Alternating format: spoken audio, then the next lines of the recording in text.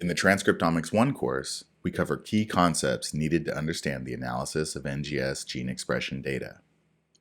We've already discussed how genes are expressed in the cell, and how we can run a bioinformatics analysis pipeline to process RNA-seq data, which generates a table of expression.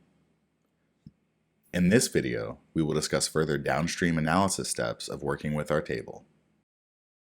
After the RNA-seq analysis pipeline finished, we got several files in the download folder, which were organized by type of expression, being exon, isoform, and gene, and normalization, which was TPM, FPKM, or raw count. We can open these tables of expression in any table manipulation software, such as Microsoft Excel, OpenOffice, or even R. When we started the analysis, we had a library of unstructured data, unorganized reads in a text file, also called FASTQ or FASTA. The output from the pipeline is called structured data, where columns are sample names, and rows are gene or isoform IDs in ensemble format. Inside each cell, we will find the quantified expression levels.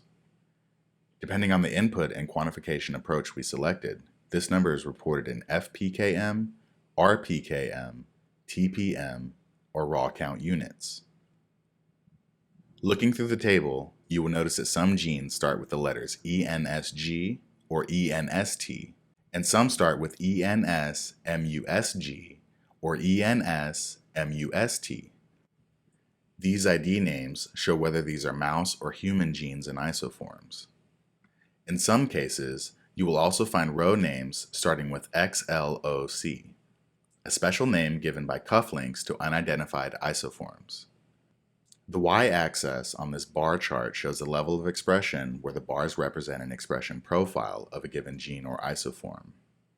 This table contains thousands of genes and isoforms, so we need to summarize this data to explore the expression profiles of interest.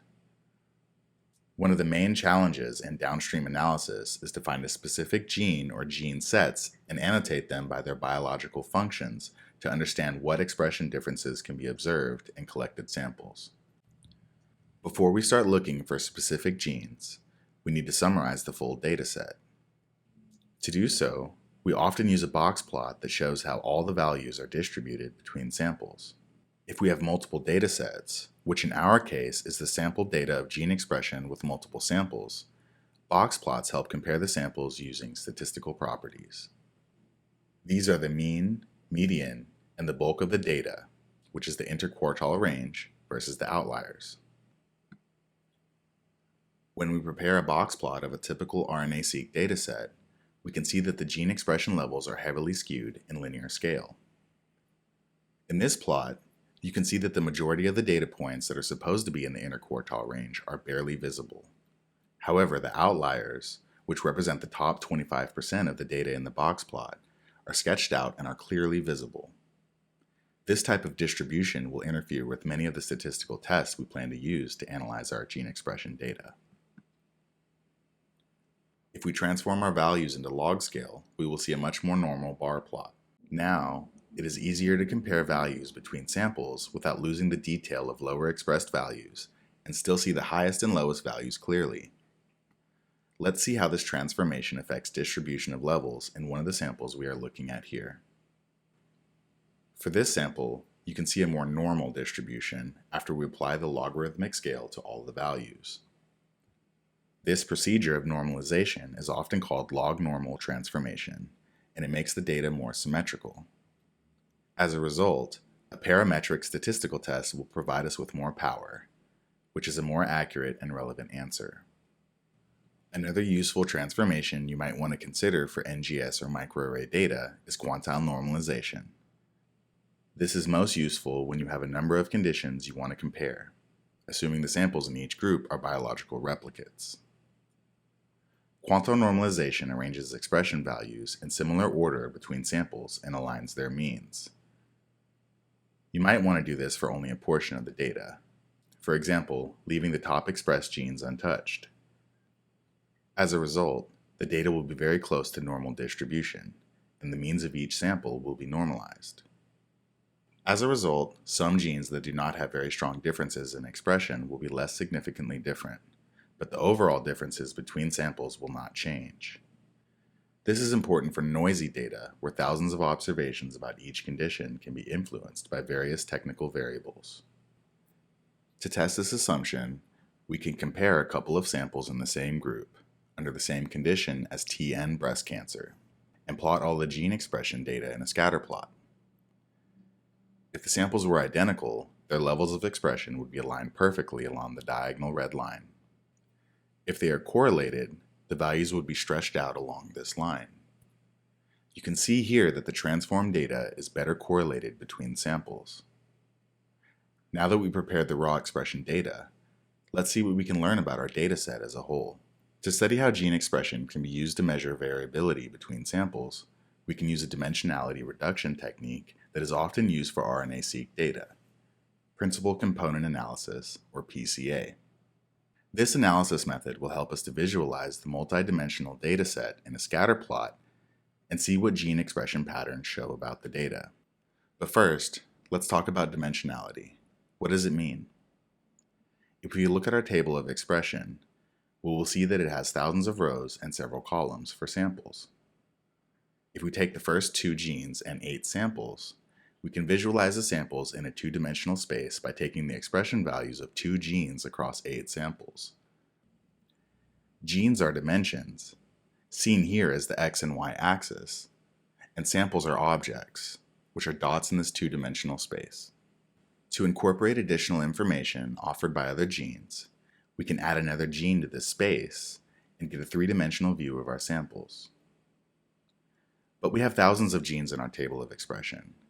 How can we visualize variance between samples using all of this data? How can we view the samples in a multidimensional space, which is r raised to the n power? The answer is that you can't, because we are limited by visualization in 3 dimensions. But what we can do is reduce the multidimensional space into 2 or 3 dimensions that best represents our data. This is called dimensionality reduction, when we reduce the number of dimensions to gain insights about the data set as a whole. If we use the approach of principal components, we are looking for such a plane, which are vectors in the multidimensional space we cannot see that explain variance in our data in the best possible way. Here's data with low variance. The samples are close together. And here's a sample set with higher variance. However, this variance is not well explained by the x and y axes, but you could draw a line through the original space that shows the maximum variance of this data set. This vector through the multidimensional space that maximizes the variance of the data is called principal component. And just like with our previous example, we can add other principal components such as PC2 or even PC3, thus visualizing our data by projecting it onto a space of 2 or 3 axes that explain some percentage of data variance. When we select the principal components that explain the most variance of our data, we can project all of our samples into this space and visualize the full data set. This technique is called principal component analysis, and it can be very helpful in the initial stages of our analysis. Let's take a look again at our table of expression. The genes, or rows, are dimensions, and the columns are sample names, which are objects. Now let us run a pipeline that will include the steps we've discussed so far: log normal transformation, quantile normalization, and principal component analysis to visualize our data, as well as see how different samples are based on their gene expression. On the T-Bioinfo platform, select the unsupervised analysis section under data mining. Once you are inside, upload the gene expression table in tab-delimited txt file. The pipeline we can build here will include quantile normalization. We will transform data to log normal scale and select a threshold of 5, as well as PCA, where we can also filter the data using various thresholds. As a result of the principal component analysis, we'll get a table of values for each principal component associated with each object, or sample in our dataset. Columns will also contain a percentage of variance that each component explains. We can visualize our data by assigning coordinates for each sample based on the principal components that best explain the variance of our data. Notice that we can see a distinction between the samples in the triple negative and estrogen receptor positive samples by their positions on the x-axis.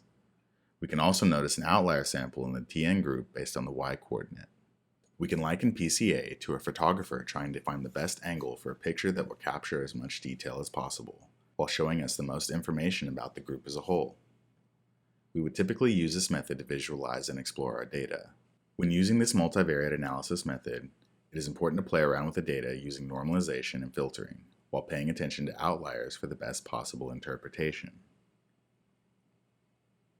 In this video, we reviewed several approaches important for working with our table of expression: log normal transformation, quantile normalization, and principal component analysis. At the end of this course, you will have a chance to review all the contents covered, as well as practice what you've learned on sample projects.